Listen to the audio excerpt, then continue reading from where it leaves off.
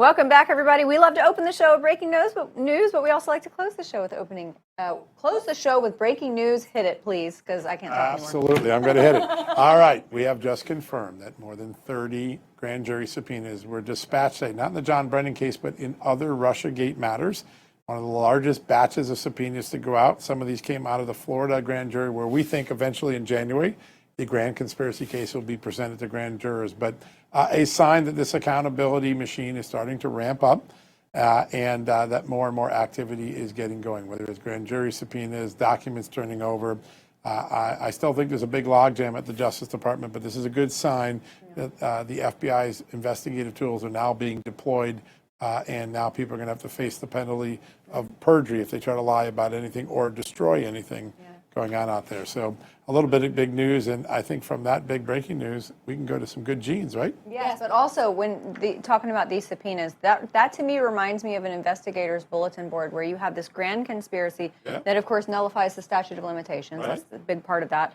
And these subpoenas are the tacks in the board. These are the specific people who can provide the underpinnings and the support and the infrastructure for the case to actually be built. Yeah, this is a big deal. And, I've been critical of Pam Bondi's speed at this. The FBI has been running way ahead of the Justice Department. Yeah. The Justice Department lost a lot of staff, and it hasn't replaced the staff quick enough to keep up.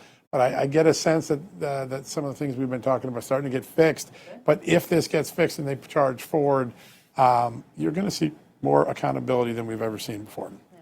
All right. Let's move on to something a little bit more lighthearted. Sydney Sweeney, who had that iconic American Eagle ad out a few months ago that she got raked over the coals by a bunch of woke liberals. Well, she was asked today if she wanted to apologize for it, and check this out. The criticism of the content, which was basically that maybe specifically in this political climate, like white people shouldn't joke about genetic superiority. Like that was kind of like the criticism, broadly speaking. And since you are talking about this, I just wanted to give you an opportunity to talk about that specifically. I think that when I have an issue that I want to speak about, people will hear.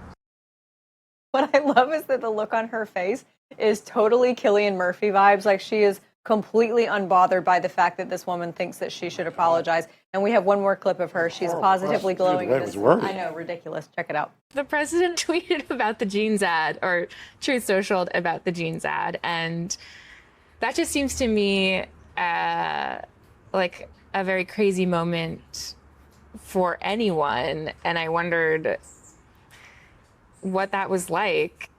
It was surreal. It was surreal. Mm-hmm. To bash it. She wanted her to bash that moment, and she was glowing and said it was surreal.